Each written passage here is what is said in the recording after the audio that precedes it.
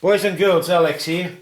Straight on to this next video from the previous one, which is the calibration, or how do I calibrate this jig I made. And if you haven't seen that one, then you won't know what the jig is for. And if you have seen it, then I'm just going to waste my time telling you what it's for.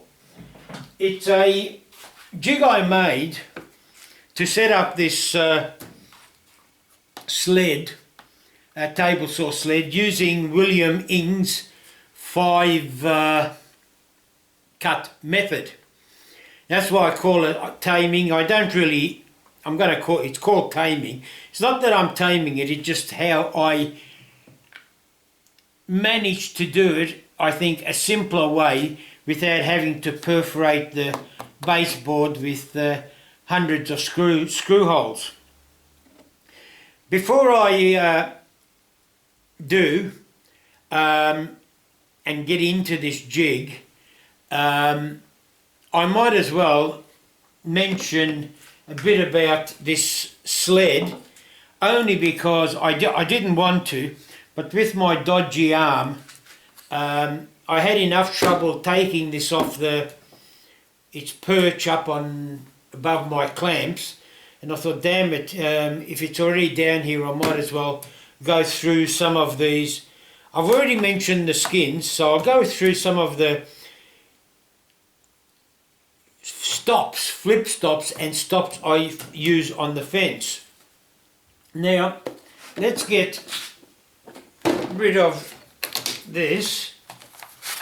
We don't need that. I'll leave that there, it's not going to be in the way. Oh look, I can leave that one there as well. When I first made this jig, and I've got to get this right, I had a 6mm skin on there, and I make my own 3D printed flip stops for the simple reason that all the other ones, or most of the other ones, have got set heights or whatever. This one, I can, with the 3D printed, I can print off whatever size I like. All it is a matter of going into SketchUp, either sort of like selecting that bottom piece, pull it down, push it up to get the appropriate height of the fence I want, off to the 3D printer. An hour later, 2 hours later, whatever it might be, I've got it, and I can guarantee you put on the hardware and it's going to fit first time every time, unless I bugger up measuring this distance. Now, as I said, this was made, again, if you've seen my skin videos, you'll know what I mean by skins. These are the inserts. For those that haven't seen it, these are the inserts I've got. This particular one is around here. The reason why I have a skin for that is because you can use the curve cut to line up your work, because sometimes, you know, you can't line it up that way. You might have to get onto the other side of the wood to do it. Look, I don't know, but that's why I've got it. And not only that, I put on there what angles it can do. This one now is 45 degrees. Yes, it does handle. And then on the bottom there you can key in what you like. The curve of the saw blade you use, and there's bottom skins to match it. So they come in a set of 1 for the side, 4 for the base, and 1 for the back if you so choose to. But anyway, that's, again, watch the other video if you want to know more about it. But the first skin I made was 6mm. And then I realised I don't need this 6mm. It's for ZCI. It's not to support the work, it's to stop the tear out. So, I put that in there, and as you can see, there's quite a bit of clearance. Now, hang on, Jesus. Here we go. If you see, I can get that behind there, and when you close that down, because that's 3mm, should have given me the 6mm. But to me, that's look, it's not that it's going to be any problem with this, but I like a snug fit, you know, I'm just one of these idiots. So what I did, and again, as I said to you, it's no great drama. All I had to do was move that part back 3mm, and you've got the next one, which is this.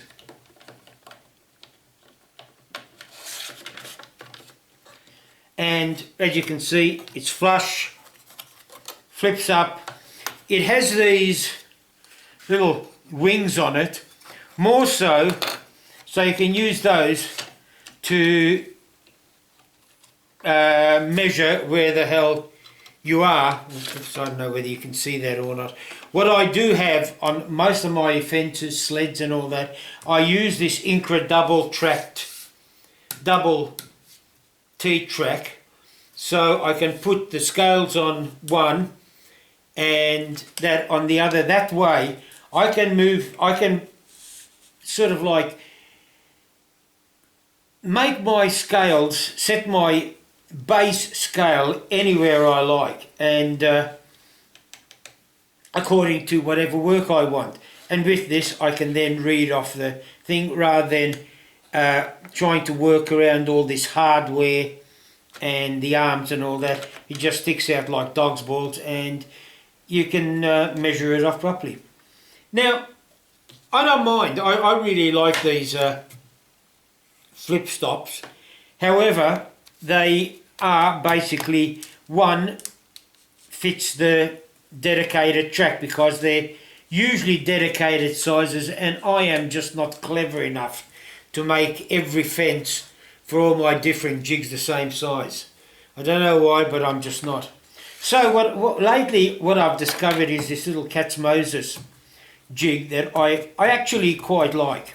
The beauty of it is you can adjust it up and down as much as you like, except the problem with this one is that I miss by about 1mm of being able to bring it down to the bottom, and if you're working on thin stock, well, you can't really stop under it, so I've got to revert back to these, you might see it better there, these stops for something very thin. The other bad thing about the thing I don't like about this cat, the adjustability is great. The beauty of it is that you can virtually put it onto any of your sleds. You can add ZCIs as to your heart's content, and you can bring it out, or you can, like, actually Incra, I think they've got a triple track. Some others might have some triple, quadruple tracks, or God knows what. Or you can have double decker tracks. Well, at least with the Cat's Moses, as you can see, you can bring it out quite a distance. So you can bring your tracks, or have tracks. Well, you know what I'm getting. Well, I hope you know what I'm getting at. The thing I don't like about it is that you haven't got a flip stop there.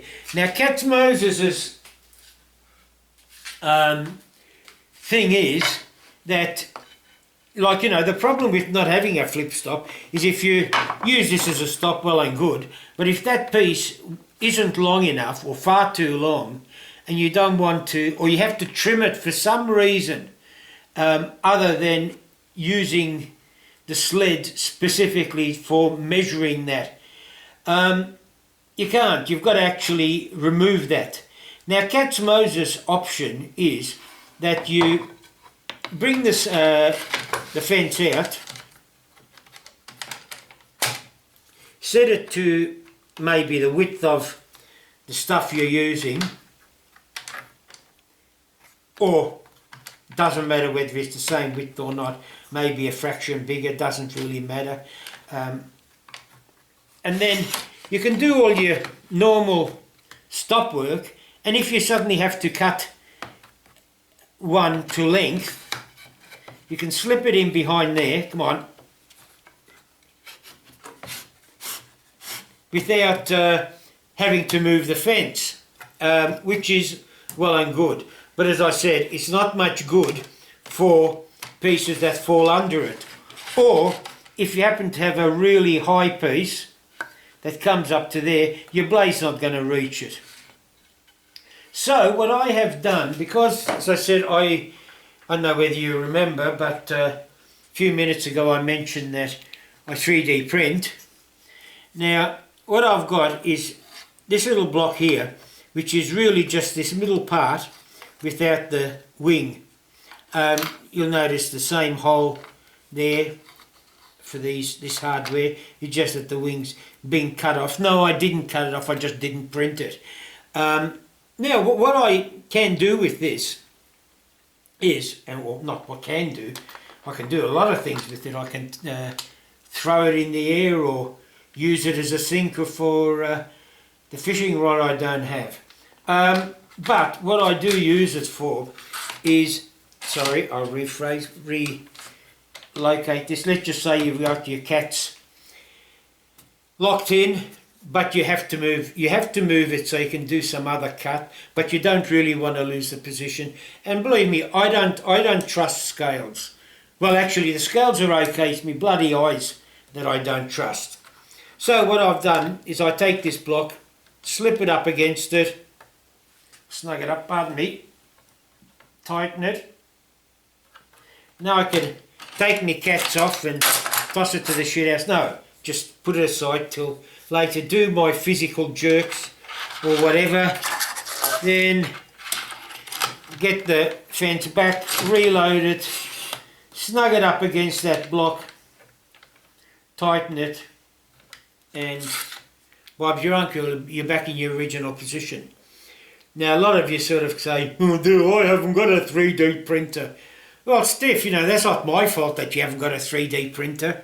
However, if you haven't got one, you can make this out of just normal timber, pine, God knows what. It's roughly 19 mil thick, although this might be 18, but you can make yours 19, you don't, or actually make it 3/4, roughly about an inch by, well, I've got this the width of the track, but again, it doesn't matter, it's just got to be a reliable stop block. And I have got these dados or channels in there to fit snugly into the track. The one good thing about this, and you'll find that with a lot of stops, that even when you tighten them down, they have a bit of a wobble or lateral twisting movement. With those dados or trenches in there, there's none on there. Even with it loose, you can see it just doesn't, it'll rock that way, but it won't rock sideways. Now, as I say, if you've got to make it out of solids, all you need to do is just set up your blade, make shallow cuts and sneak up on it, and either draw yourself a template to follow or just make shallow cuts and test them against your fence. Make it in a long piece so you can probably cut off about a dozen of them and put them somewhere where you'll never find them. So anyway, that's it. That's my splurge about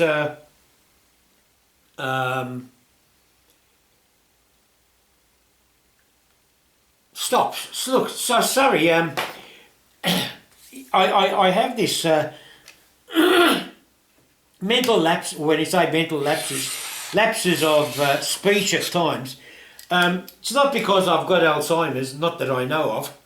I think it's more a case of being unrehearsed. I've got 1,000 things to tell you. However, I don't know how to word it because I haven't formulated it. Or I'd rather keep the video short. And there you are, it's extending this as well. Rather keep the video short. So I'm trying to paraphrase in my brain what I've already told you 30 seconds ago. So there you have it. And yeah, as I say, many times I can't remember. It's like they say, you know, goldfish have a memory of 5 seconds. And oh hell, who said that? Damn, that was 5 seconds ago. I can't remember. Anyway, that's it. What I'm going to do now, I don't know whether it's going to be a separate video or a follow-on from here. It's going to be the use of, where is it? my jig. How to actually use the jig to set it up on the fence. Alright, that's it for this one anyway, boys and girls, or just stay seated for the next, it might continue.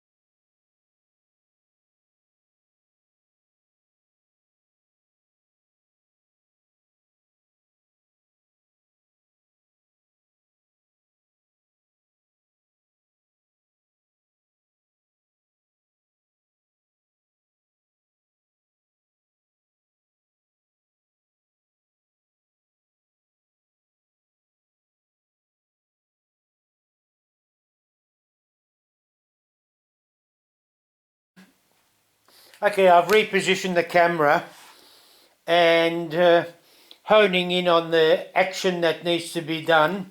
What I will do is I'll just tighten this up a little bit more using this, so I don't have to use the spanner so many more times. Sorry about the head. Okay, now what you've done is, what you need to do is snug this up against the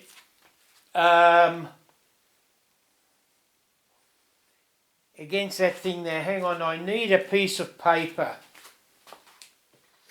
This will do. I put that in there, so everything being equal. Come on.